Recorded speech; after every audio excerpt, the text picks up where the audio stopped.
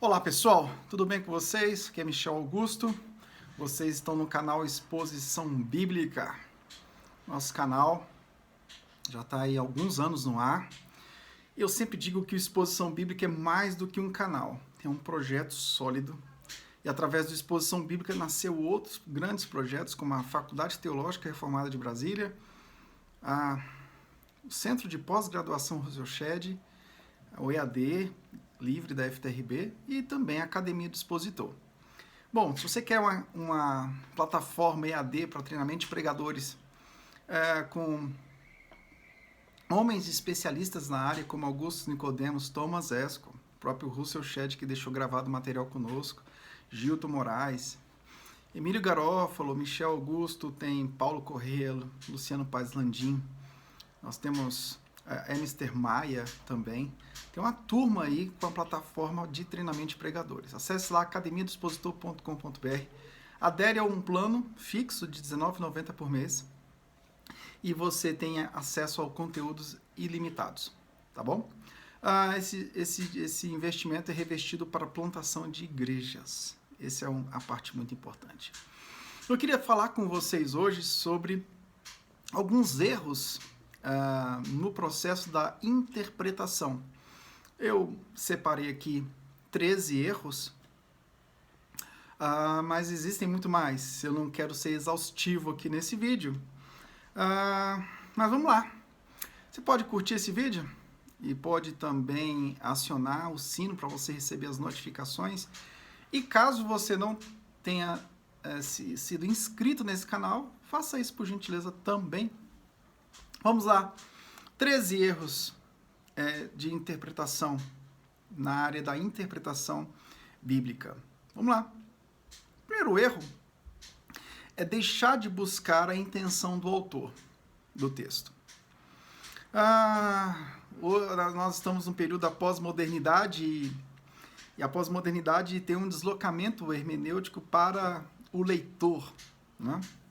Quando nós interpretamos o texto, ou seja, quando nós buscamos aplicar o texto ao ouvinte, nós não desconsideramos a dor e o sofrimento do ouvinte, mas nós buscamos principalmente a intenção do autor do texto. Quando eu vou ao texto, eu vou buscando essa intenção. Existem teorias críticas literárias que vão desaguar em Jacques Derrida, por exemplo, deixando a entender que não tem como nós buscarmos ou perseguirmos a intenção do autor. Mas isso é uma grande falácia, porque esse anti-historicismo ele chega a ser até irracional. Ele chega a ser irracional quando nós tratamos, por exemplo, das questões que dizem respeito à nossa saúde. Quando nós vamos à ciência, por exemplo, buscar a cura através de um remédio, nós vamos encontrar a intenção, né, do cientista no fazimento daquele produto, daquele remédio. Então, é sempre uma falácia tentar desconstruir tudo, né? Quem desconstrói tudo sempre é pego em alguma área essencial e que deixa até um ar de imbecilidade. Segundo lugar, nós interpretamos buscando o sentido do texto e aplicação para hoje. Nós não vamos ao texto buscando o que ele significa para mim somente. O texto ele tem um sentido para o público original e tem um sentido para mim, ok? E esses dois sentidos eles devem ser coerentes entre si. Eles devem ser coerentes entre si. As interpretações pós-modernas, elas estão entrando num processo de desconstrução tão forte que a Bíblia toda está sendo desconstruída, descosturada, de tal forma que ela se torna simplesmente um bocado de retalhos. E a pergunta que eu faço é, bom, qual é o sentido daquele texto para hoje? Ou não há nenhum sentido daquele texto para hoje? É claro que tem questões tanto no Antigo como no Novo Testamento, que tem um valor estritamente para aquela época. Mas nós temos uma gama enorme de aplicabilidade dos testamentos para os dias atuais.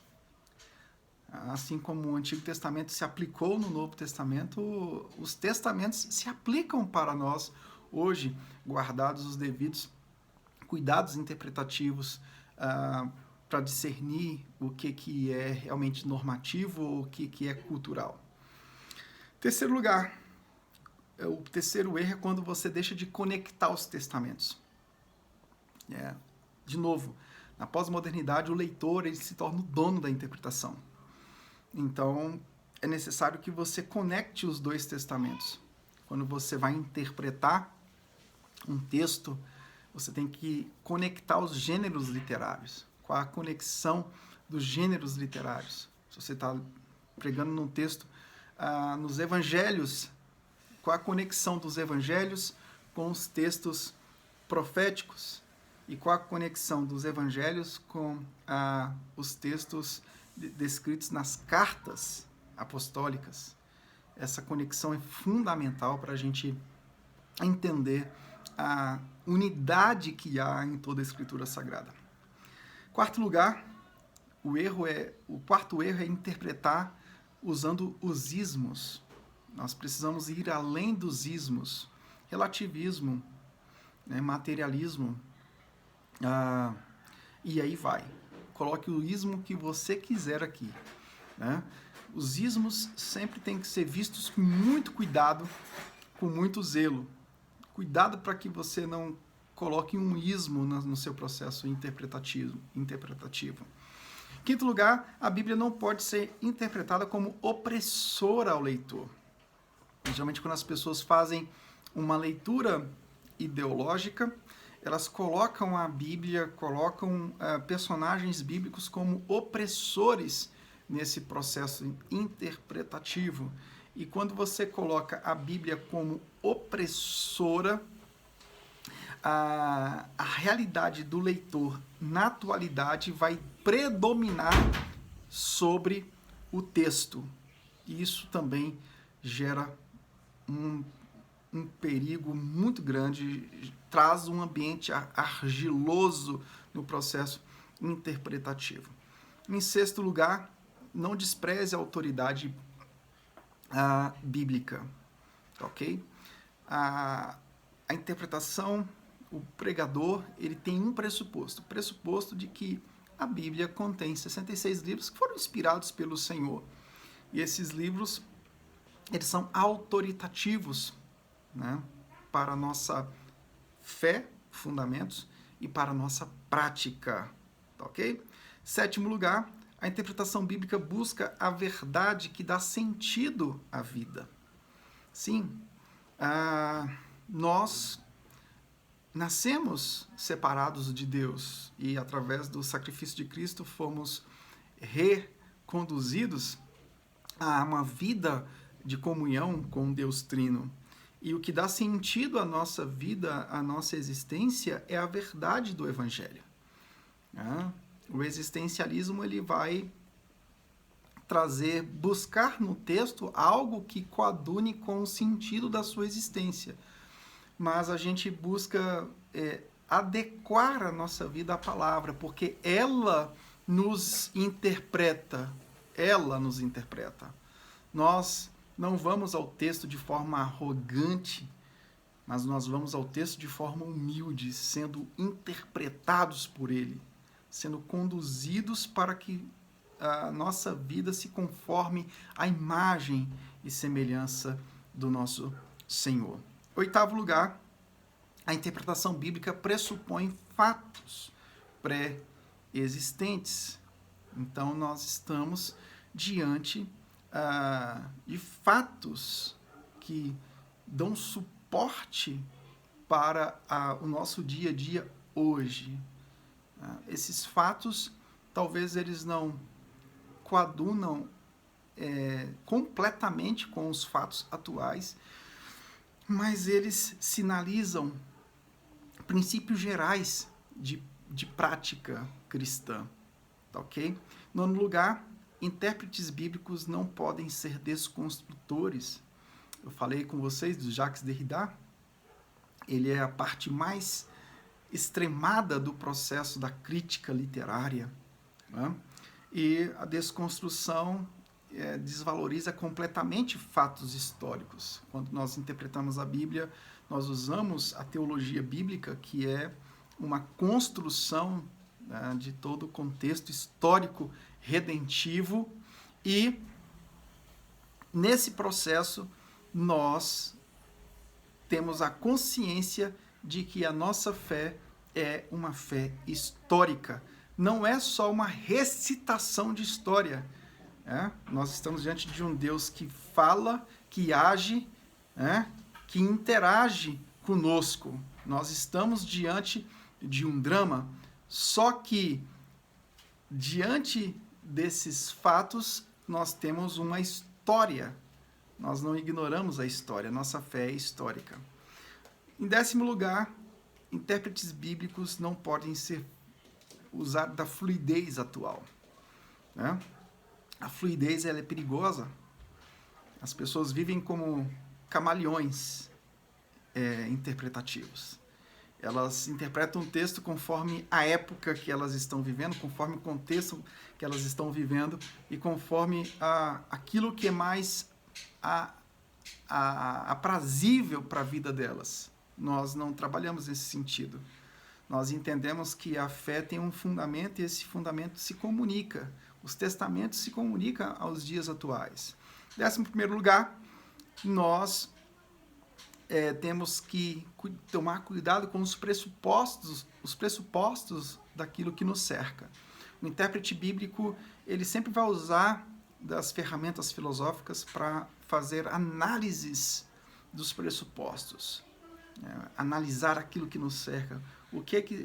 Quais são os princípios que delimitam aquilo que está ao nosso redor? Quais são os princípios que delimitam a pós-modernidade? Quais são os princípios que limitam a modernidade? Quais são os princípios culturais que determinam o Ocidente, o mundo ocidental? Tudo isso é importante para as nossas vidas. Em 12º lugar, intérpretes bíblicos não interpretam a Bíblia ideologicamente.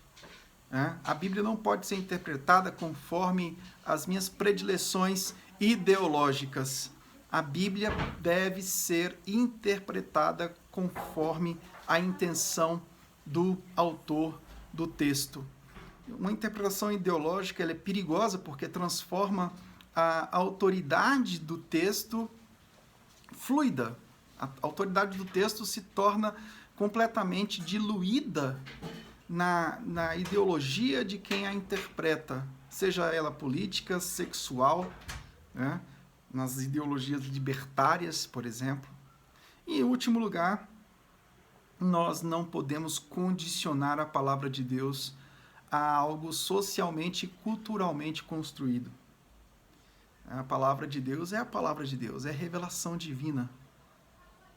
Se a gente condiciona os textos bíblicos a algo socialmente, culturalmente, somente construído por aquele momento, nós acabamos de destituir aquele texto para qualquer tipo de autoridade para os dias atuais.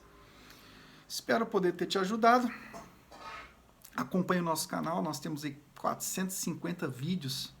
Nós não vamos conseguir encerrar todos os assuntos no único dia, mas 2 vezes por semana eu tento jogar para vocês algumas coisas aí para abençoar a vida de vocês, tá bom? Um grande abraço, não se esqueça de se inscrever no nosso canal, deixar um like e ativar o sino. Um abraço, fique com Deus, tchau, tchau.